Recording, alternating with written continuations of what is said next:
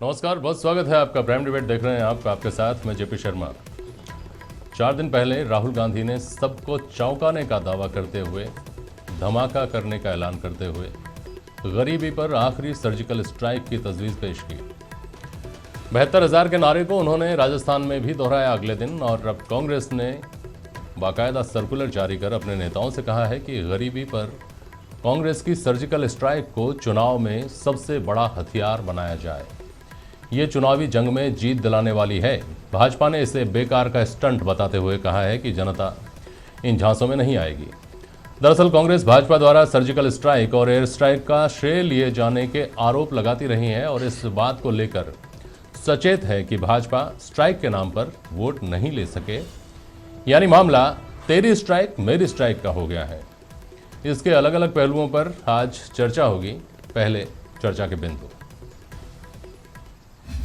न्यूनतम गारंटी योजना मतलब न्याय से सधेगा कांग्रेस का मिशन 2019। न्याय को कांग्रेस बनाने जा रही है चुनावी मुद्दा। कांग्रेस ने न्याय को बताया गरीबी पर सर्जिकल स्ट्राइक। न्याय को गेम चेंजर मान रही है कांग्रेस। चुनाव में सर्जिकल और एयर स्ट्राइक का मुद्दा भी छा सकता है। कांग्रेस का आरोप, स्ट्राइक से चुनावी लाभ लेने की फिराक में बीजेपी का आरोप, गरीबी पर कांग्रेस की योजना सिर्फ चुनावी फंडा। बड़ा सवाल, क्या चुनाव का मुद्दा बनेगी स्ट्राइक? और आज प्राइम डिबेट में हमारे साथ अलका गुर्जर हैं, भारतीय जनता पार्टी के प्रवक्ता। मानचंद खंडेला साहब हैं हमारे साथ, आप विश्लेषक हैं। और सुशील आसोपा साहब हैं हमारे साथ, कांग्रेस के प्रवक्ता हैं। बहुत स्वागत है आप सभी का। आसोपा साहब, न्याय योजना की जो परिभाषा आपने दी है उसमें आपने कहा है कि ये गरीबी पर आखिरी सर्जिकल स्ट्राइक होगी। सर्जिकल स्ट्राइक को आपने इन शब्दों में क्या इसलिए चुना कि भाजपा भी एक सर्जिकल स्ट्राइक को भुनाने की कोशिश कर रही है, तो एक स्ट्राइक उनकी पोटली में हो तो एक स्ट्राइक आपकी चुनावी पोटली में भी हो? ये स्ट्राइक तो सफल चुनाव के बाद होगी, इसकी घोषणा हमने की है। उस स्ट्राइक से इस तरह से नहीं है बात। देश में पिछले 5 सालों में अमीरी और गरीबी के बीच में जो खाई बढ़ी है, और बिल्कुल आंकड़े ऑक्सफाम इंडिया ने जारी किए हैं कि देश की 5 सालों में जो कुल आय हुई, नेट आय, उसका 73% केवल 1% अमीर ले गए, और जो गरीब 50% गरीब हैं, 67 करोड़, उनके हिस्से में केवल 1% आय आई, बाकी मिडिल इनकम को गई। अगर ये अमीरी और गरीबी के बीच में इतनी बड़ी खाई हो तो किसी भी पॉलिटिकल पार्टी जो चुनाव में जा रही है वो उन गरीबों को ये संदेश देना उसका दायित्व बन जाता है कि भाई हम इस खाई को कम करने के लिए और आपके जीवन स्तर को ऊपर उठाने के लिए और देश में जो कुल कमाई हो रही है उसमें आपका भी हिस्सा आनुपातिक रूप से ऐसा एक सामान्य हिस्सा रहे, एक डेटम लाइन का हिस्सा रहे, जिससे आप अपने जीवन को अच्छे से चला सकें। उन सब योजनाओं के साथ, कल्याणकारी योजनाओं के साथ, जो कल्याणकारी योजनाएं हमने ये स्पष्ट किया है कि जारी रहेंगी, चाहे वो खाद्य सुरक्षा हो, चाहे वो खाद की सब्सिडी हो, चाहे वो निःशुल्क दवा हो, या कोई और पेंशन वगैरह हो, बिल्कुल क्लियर किया है हमने। और ये उस गरीबी के ऊपर अब स्ट्राइक है। और देखिए, एक और बात मैं आप ध्यान दिलाऊं, 2017 संक्षेप में 2017 में अरुण जेटली जी ने आर्थिक सर्वेक्षण में कहा था कि 70% गरीबी थी 1947 में, जो अब 22% रह गई है। तो ठीक है, अब हमें चुनाव घोषणा में हम कह रहे हैं इस 22% को भी समाप्त करने की ओर कांग्रेस अगला कदम बढ़ाएगी, और हम उसको निश्चित रूप से मूर्त रूप देकर दिखाएंगे। चलिए, पहली बात तो मैं खंडेला साहब आपसे समझना चाह रहा हूँ, जो सुशील आसोपा जी ने जिस बात को अंडरलाइन किया, अमीरी और गरीबी के बीच की खाई, जेटली जी ने क्या कहा, आंकड़े क्या कहते हैं, बाकी सर्वे क्या कहते हैं, कौन सी मैगजीन क्या छापती है, अलग बात है। हम आम आदमी के बीच में बैठते हैं, उठते हैं, महसूस करते हैं, लोगों की बातें सुनते हैं। अमीरी और गरीबी के बीच की खाई या अमीर और गरीब के बीच की खाई क्या वास्तव में सिर्फ पिछले 5 साल में बढ़ी है, या पिछले 10 साल में, 15 साल में, 20 साल में बढ़ी है? मुझे जितनी फिल्में याद हैं पुरानी, जिनमें मैं देखता हूँ, या पुराने नॉवेल्स हम पढ़ते हैं, जितने भी पुराने नॉवल पढ़ेंगे उनमें भी हम यही पढ़ेंगे, किताबें जितनी पढ़ी हैं, अखबार जो कहते हैं, आर्टिकल्स जो कहते हैं, कि इस देश में जब से देश पैदा हुआ है, उससे पहले तो रहा ही था लेकिन समीक्षा उसके बाद की होती है, तब से लगातार इस बात के लिए गरीब संघर्ष करता आ रहा है कि 100 में से 99 आदमी तो फुटपाथ पर जीवन बिताएंगे और एक आदमी महल में रहेगा। खंडेला साहब, देखिए, मैं यहाँ पे ये कहना चाह रहा हूँ, गरीबी का एक आंकड़ा मैं आपको देना चाह रहा हूँ। यानी प्रतिशत की बात तो आप कुछ भी करें, लेकिन जो संख्या है वो करीब करीब नहीं के बराबर कम हुई है। एक बात तो ये कहना है। दूसरी बात मैं कह रहा हूँ, ये संदर्भ जो न्याय का है उसमें ये कि 12,000 रुपये को गरीबी रेखा माना गया है एक परिवार के लिए, और ये माना गया है कि एक व्यक्ति एक दिन में 40 रुपये तो कमाई लेता है। इस हिसाब से एक परिवार का 6,000 रुपये मिनिमम मानकर चलते हैं। हाँ जी। अब जो आज हो गया।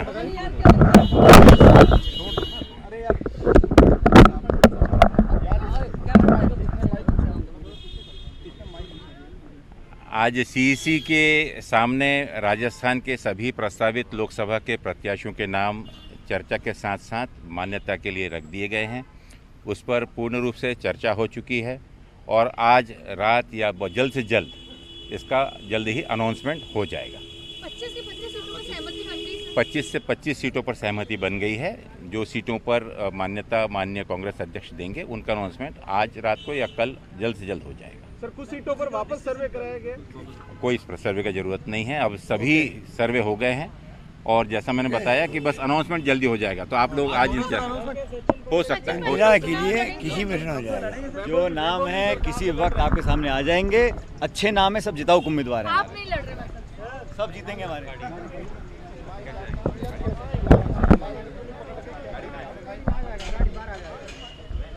अरे ऊपर हो, धक्को मत दो यार। चलिए जी, खंडेला साहब माफी चाहता हूँ। मैं आपसे ये कहना चाह रहा था, इसका मतलब ये हुआ, ये तो एक इसका कंसेप्ट है। हाँ जी। दूसरा मैं यहाँ पे कहना चाह रहा हूँ, बिल्कुल स्वाभाविक बात हाँ है, जी। ये पूछा जाता है ये पैसा आएगा कहाँ से।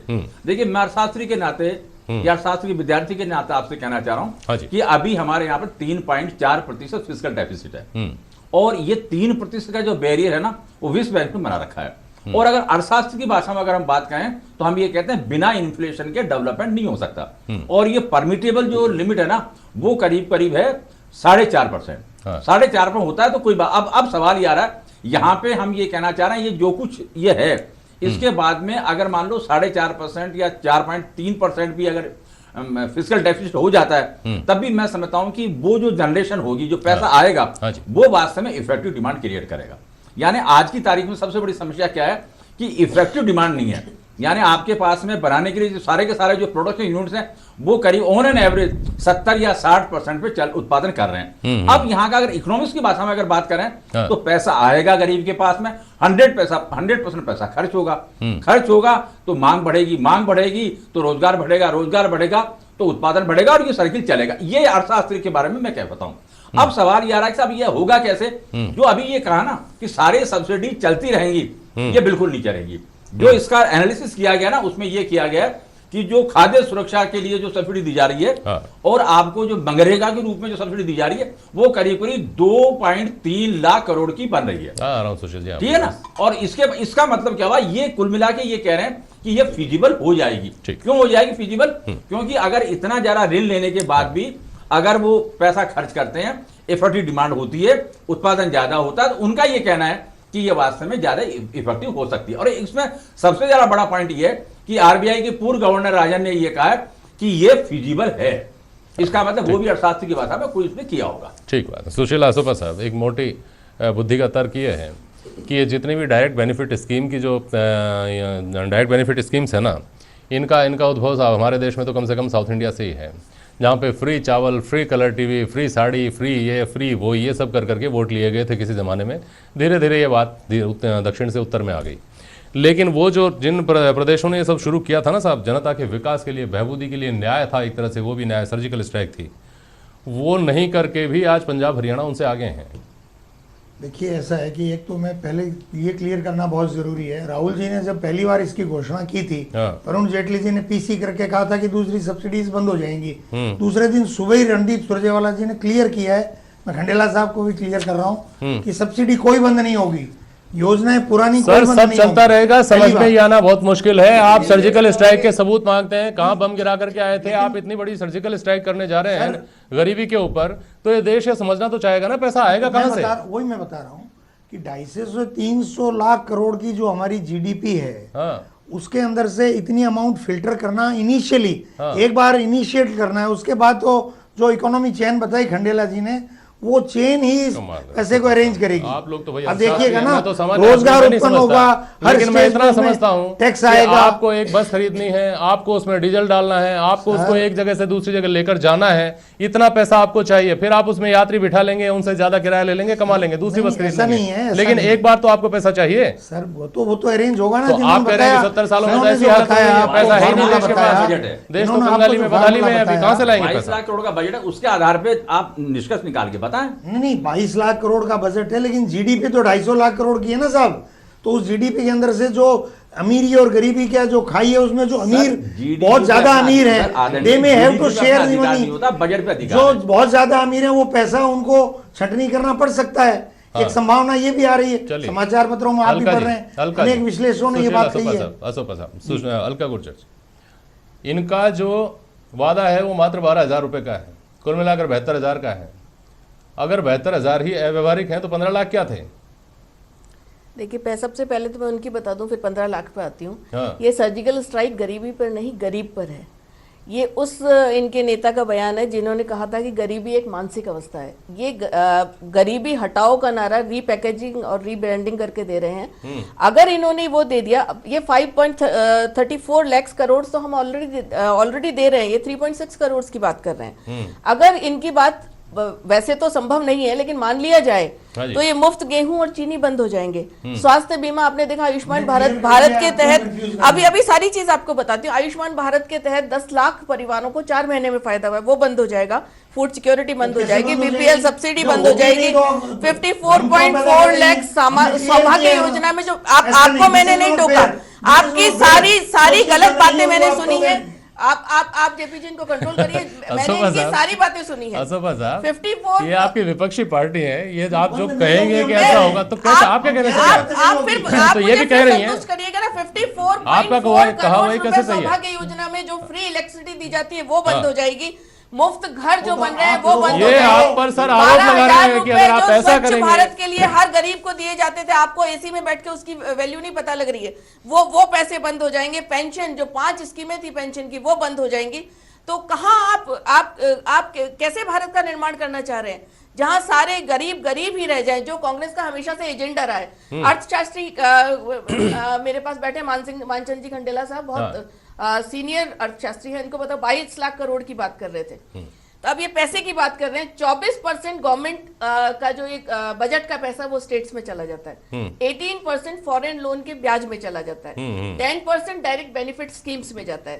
31% वेलफेयर स्कीम्स में चला जाता है। 10% डिफेंस, 100% हो गया है। अब ये जो दे रहे हैं स्कीम, उसके अंदर 3.76 करोड़ 30% हो गया। अब ये पैसा कहां से आएगा? क्या ये कर्टेल करोगे किसी स्कीम को या फॉरेन बोरोइंग लेकिन करोगे? अब आप सर्जिकल क्योंकि स्ट्राइक से बिल्कुल वोट लेंगी तो वो एक स्ट्राइक तो ये लाएंगे ना। नहीं, हम सर्जिकल स्ट्राइक से एयर वोट स्ट्राइक और बिल्कुल सर्जिकल नहीं ले स्ट्राइक। रहे। जेपी नहीं, जी आप कहते- बिल्कुल आप- गलत है। आप- हम सर्जिकल आप एलानिया स्ट्राइक को नहीं ले हमने रहे हैं। बिल्कुल भी चुनाव आप का मुद्दा एलानिया नहीं नहीं ले बनाया है। रहे। आप ले भी नहीं सकते। आज आम एलानिया तौर पर आप ले भी नहीं भारतीय सकते। राष्ट्रवाद के लेकिन पक्ष में आपके खड़ा हुआ नेताओं है। के भाषणों में उसका जिक्र होता है। राष्ट्रवाद हर आप भारतीय उसका के हवाला हृदय देते में हैं। है, हृदय में है। आप ये कहते हैं कि सेना के हाथ बंधे हुए रखे थे। सेना के निश्चित हमने रूप से सेना के हाथ बंधे हुए खोले थे। हैं, अगर तो ये फिर 26/11 सही के नहीं बाद लेना है तो नहीं है तो क्या है फिर? बताइए। 26/11 के बाद अगर इन्होंने सक्षम इनका नेतृत्व होता और इन्होंने स्टर्न एक्शन ले लिया होता, ना तो उरी की घटना होती ना पुलवामा की घटना होती। आपने उरी में ले लिया था ना। इन्होंने नहीं, आतंकवाद ये कहना गले नहीं होता था। ये अलका जी, आतंकवादियों की सुरक्षा 26/11 के बाद ले लिया होता तो इन्होंने आगे कुछ नहीं होता ना। काम नहीं किया है। आपने उरी के बाद सर्जिकल स्ट्राइक कर दी, इन्होंने उसके बाद कुछ पुलवामा भी पे हमला काम- क्यों हुआ? हमने इतना सख्त एक्शन लेने वाला सक्षम सर्जिकल नेतृत्व स्ट्राइक ही के हो बाद सकता में है। पाकिस्तान वो की 56 स्ट्राइक रेट इंच का बढ़ गई। सीना ही नहीं, इस आदरणीय, तरह के एक निर्णय ले कुछ सकता मैं भी है। बोल लूं। आप देखिए अलका जी, भारत का हर अलका जी एक साथ जवाब दे देंगे, मैं बोलना चाह रहा जो हूं हम राष्ट्रीयता कि की बात करते हैं, जब से ये राष्ट्रीयता शासन हर आया है, भारतीयता का धर्म है, हर भारतीय राष्ट्रीयता के साथ जुड़ा हुआ है। तो इसके अंदर ये कहना पहले है कि हम जुड़ावा नहीं था, सर्जिकल आजादी के पहले जुड़ावा नहीं था, अब हमेशा जुड़ावा जुड़ा हुआ है। ना, था, कभी नहीं था। हमेशा जुड़ा हुआ था, कभी नहीं था। अंग्रेजों के साथ हमेशा जुड़ा हुआ था, अंग्रेज था। नहीं देंगे। ऐसा देखिए, बहस मत राष्ट्र करिए। लेकिन एक प्रेम बात की बताइए, भावना हर अशोका साहब। भारतीय के अंदर है। होना चाहिए, जबकि और होनी है भी नहीं। चाहिए, होनी भी अशोका साहब। चाहिए। सारे के सारे नागपुर की भावना होनी चाहिए, ये आपका एजेंडा है। अच्छा ये मत कहिए आप नहीं, ऐसे मत नागपुर ऐसे। के एजेंडे पे मत आइए, वो नहीं, गैर राजनीतिक है, और जब भी आपको सहायता की जरूरत पड़ती है सबसे पहले आरएसएस के आपने लोग कहा था यहाँ कि आते हम हैं। जना जब भी इस बात से रिवॉल्वर तैयार कर देंगे, इस बात से व्याकुल मत होइए। नागपुर के बराबर ही 10 जनपद पर भी आरोप रहते नागपुर हैं। का तो मुकाबला कोई कर ही नहीं सकता है। नागपुर जैसे ही आरोप करना भी नहीं 10 चाहेगा जनपद भी झेलता आया है 2004 से 2014 तक, जब प्रधानमंत्री कोई और थे और सरकार कहीं और से चलने के आरोप लगते रहते थे। सुशीला सुबह साहब, जो बात अलका जी ने यहाँ कही, उस बात को आप कह रहे हैं कि ऐसा नहीं होगा, मैं कह रहा हूं, हम कह रहे हैं। आप लोगों ने ये सब जब प्रधानमंत्री जी ने फ्लोर पर जवाब दिया था अभिभाषण का, मेरे ख्याल में तब उन्होंने ये कहा था, कांग्रेस ने एनपीए को छिपाया, आंकड़े गलत दिए। उसने अपने कार्यकाल में लोन एडवांस पर 36% एनपीए होने की बात कही, हमने पता लगाया तो ये 82% था। कांग्रेस ने इसे छिपाया क्योंकि इसमें उसके हित थे। बैंकों का एडवांस 18 लाख करोड़ रुपए से बढ़कर 52 लाख करोड़ रुपए हो गया। ये बात सदन में कही गई, ये प्रधानमंत्री जी ने कही। आपके पास अवसर होता है ना, ऐसे अवसर पर आप काटिए उनकी बात को, तथ्यों से काटिए। मैं तो ये कह रहा हूँ कि केवल एक चुनाव, वो जो भाषण देते हैं किसी बहस के जवाब में, अगर सदन में इकोनॉमी पे आज झूठ बोले जाने की आप कह रहे हैं तो ये नहीं होता है साहब, अगर सदन के मैं रिकॉर्ड कह में रहा जो आता है वो हूँ, राष्ट्रीय मैं संपत्ति ठीक है ना, होता है। इकोनॉमी पे कभी व्हाइट पेपर जारी किया क्या सरकार में आते ही? आपने कितनी बार मांगा? मैं ये निवेदन कर रहा आपने हूँ, कितनी बार अगर मांगा? एनपीए कब क्लियर हुआ? 2017-18 में, हाँ। जब ये लेटर सामने आने लगे कि प्रधानमंत्री कार्यालय को नीरव मोदी, मेहुल चोकसी के फ्रॉड्स के बारे में इतने लेटर इकट्ठे हो गए और कोई जांच नहीं हुई, तब जाकर के बैंकों का एनपीए नीरव मोदी तो सामने आने आपके लगा। राहुल उससे गांधी पहले ने नहीं आया। लेकर के आए, उसके पर मैं बाद उनको वापस 500 आपकी न्याय करोड़ योजना का पे, लोन दिया था। मैं न्याय वो योजना पे भागे लाना चाह रहा हूँ, क्योंकि हम लोगों ने क्योंकि उसको मैंने पकड़ना चालू बड़ी किया। गंभीर आप आरोप क्या लगाया आरोप आप पर आप कि पे प्रधानमंत्री गंभीर आरोप कार्यालय, है।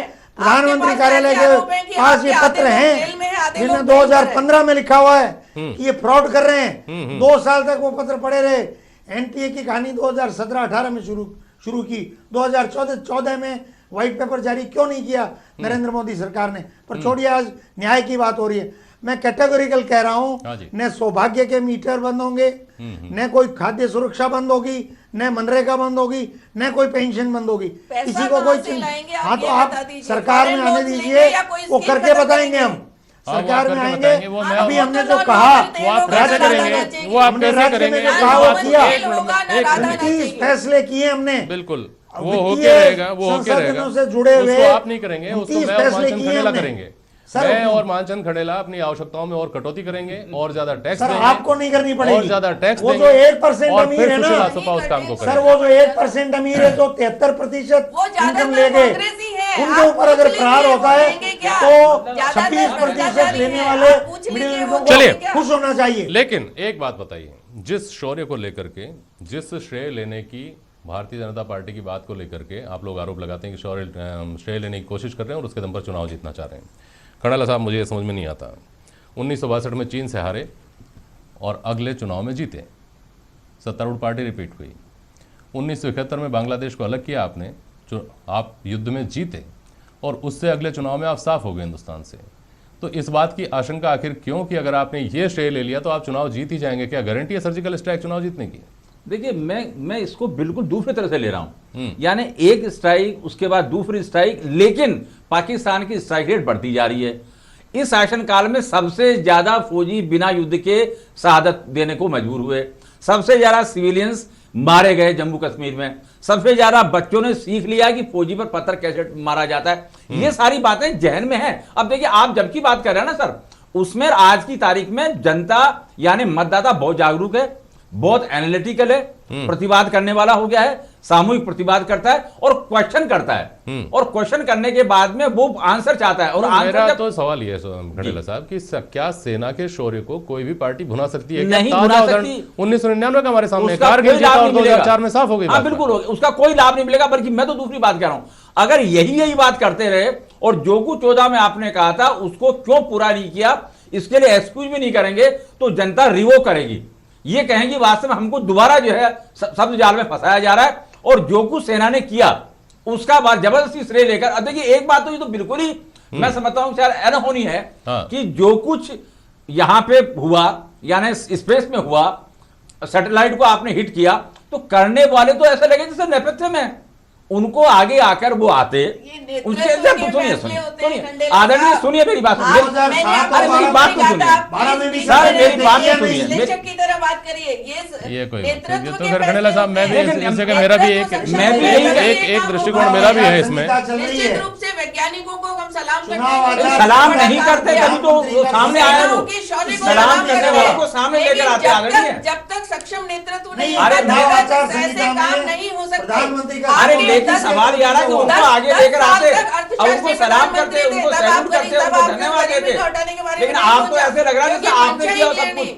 और देखिए, अलका जी एक बात कहूँ मैं, आप सुन चलिए, लें ठीक है। नेतृत्व को आपको देना तो पड़ेगा। अरे मैं चुनाव मना आचार नहीं कर संहिता रहा हूँ में मैं देश मना का नहीं कर रहा हूँ आज पाकिस्तान हावी हो जाता तो आप सबसे पहले पाकिस्तान तो सबसे ज्यादा हावी अभी हो रहा है मैंने अभी इतने आंकड़े दिए आपको बिल्कुल इतने नहीं आंकड़े है। दिए आपको आप मैंने। देखिए, आप चलिए हाँ, ठीक है हो ठीक है गया ठीक ना? है हो गया समय हो गया टाइम हो गया टाइम हो गया आसोपा साहब आसोपा साहब एक काम और कर लीजिए एक काम और कर लीजिए राहुल गांधी जी ने जिस तरह से उस दिन कहा था कि धमाका करने वाला हूं बता दूं आपको जितनी गंभीर ये बात थी उतना गंभीर तरीके से शायद प्रस्तुत नहीं की गई खैर उससे आगे मैं एक बात ये कहना चाहता हूं कि ये सवाल अगर आप न्याय को लेकर जाएंगे न्याय योजना को बीच में तो कदम कदम पर उठेंगे कि आप सारी सब्सिडीज जारी रखेंगे और आप एक नई चीज़ इतने बड़े पैमाने पर ये भी करने वाले हैं पैसा कहाँ से आएगा ये सवाल इस बहस में भी अनुत्तरित है और इस सवाल का जवाब जब तक नहीं मिलेगा तब तक मुझे नहीं लगता कि इस पर कोई भरोसा करेगा। बहुत शुक्रिया आप सभी का आज प्राइम डिबेट में शामिल होने के लिए। आज के लिए बस इतना ही। नमस्कार।